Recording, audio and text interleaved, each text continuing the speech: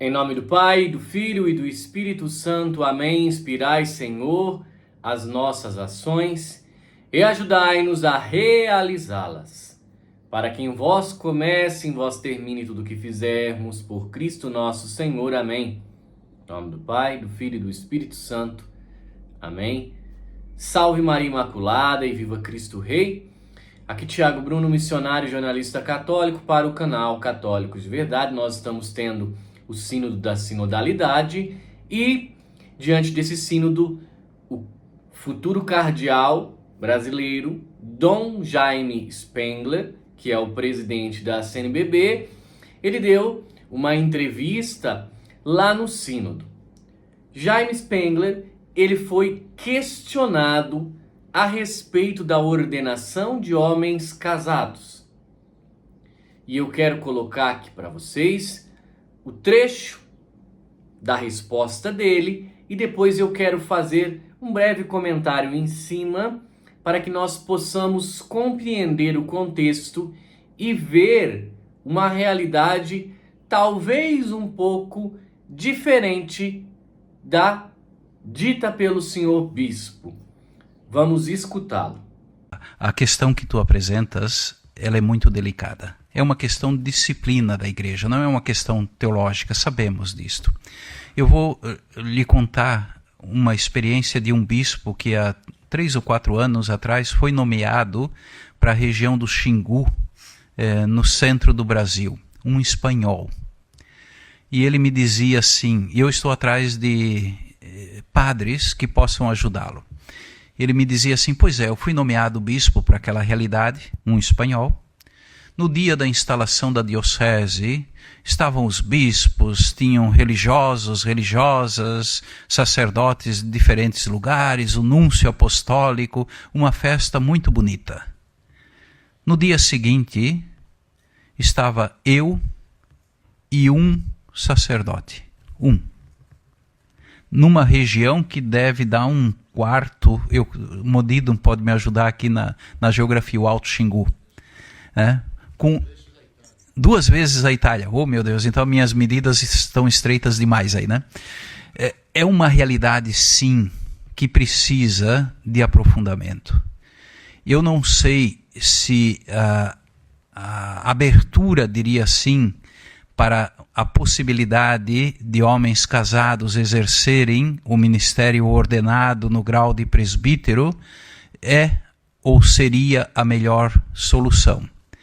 No entanto, eu creio que precisamos sim de franqueza, de parresia, para usar uma expressão do Santo Padre, para tratar dessa questão também. Na diocese onde eu estou, no sul do Brasil, num passado não muito distante, era um celeiro de vocações. Exportamos religiosas, religiosos, sacerdotes, inclusive bispos e alguns cardeais, viu?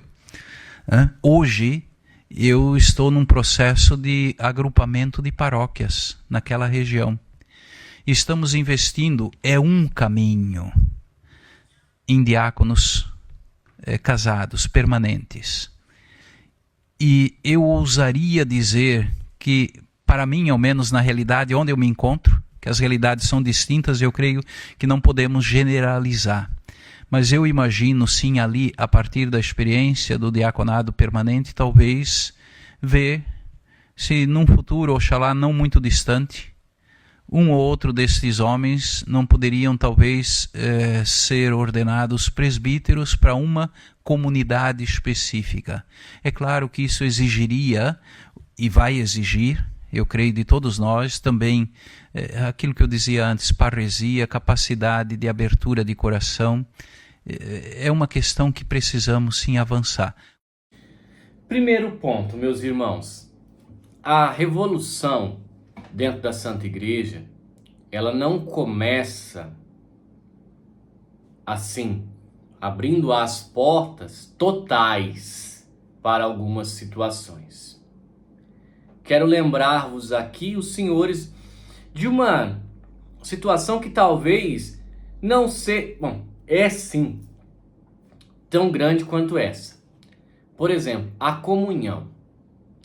A comunhão, ela, até pouco tempo atrás, até a década de 70, ela era obrigatória de joelho na boca.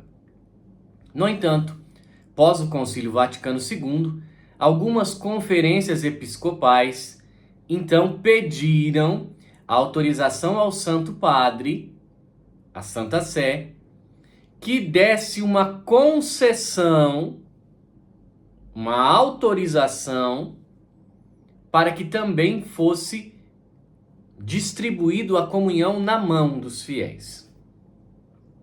Isso ocorreu no Brasil, se eu não estou enganado, em 1979. A CNBB pede ao Papa, o Papa dá concessão para algumas, entre aspas, realidades que se pudesse dar comunhão na mão. O que aconteceu foi que a partir desta concessão, a comunhão na mão hoje é quase que obrigatória.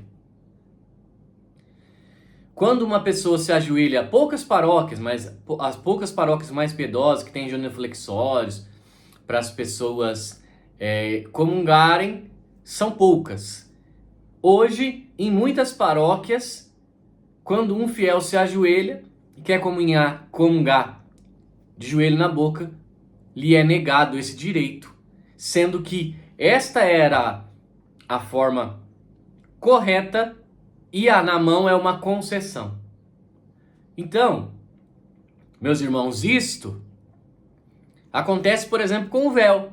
O véu era obrigatório até ali, o início da década de 80. Depois, o véu se torna opcional. Ele não foi excluído da liturgia, né? Mas ele se torna opcional. As mulheres poderiam vir de véu ou não. E o que acontece? Hoje, as fiéis que vêm de véu são olhadas como radicais, que isso daí é tudo da boca para fora, sabe? Os progressistas abominam isto. E agora eu entro na realidade, tá, da ordenação de homens casados.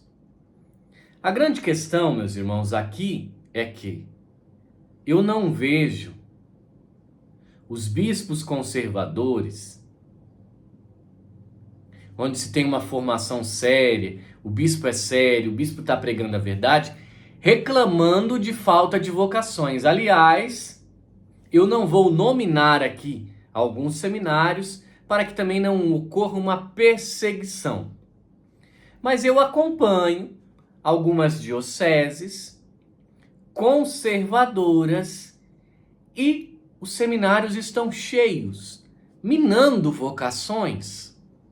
Você vê, e esses dias até, conversando com um bispo, eu falei, senhor bispo, tem um seminarista aqui da minha região, o senhor não podia recebê-lo no seminário do senhor? Ele falou, Tiago, não consigo, nosso seminário, ele não tem vagas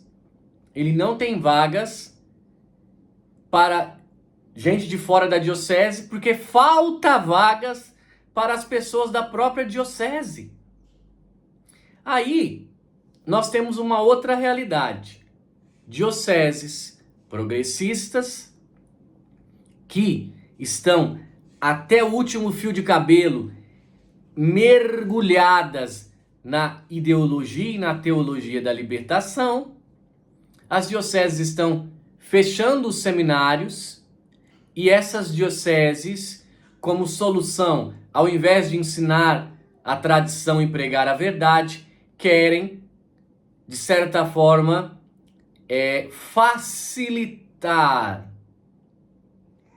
o sacerdócio para homens casados, o diaconato feminino. Esta é uma discussão comum, tá? É uma discussão comum nas dioceses progressistas. Por exemplo, você vai lá na Amazônia, isso é um grande consenso. Mas nós sabemos que a Amazônia está tomada pela teologia da libertação. Então, o que fazer? O que fazer ao invés de voltar, né?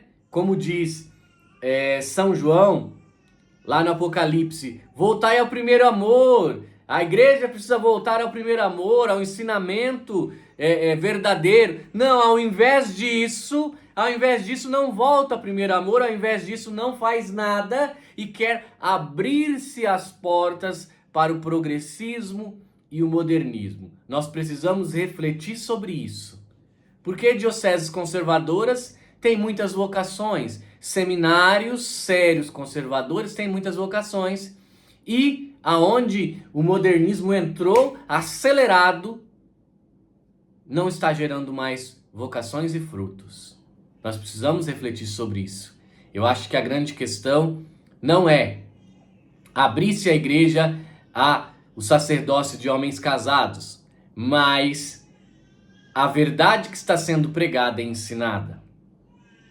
Salve Maria Imaculada e que viva Cristo Rei!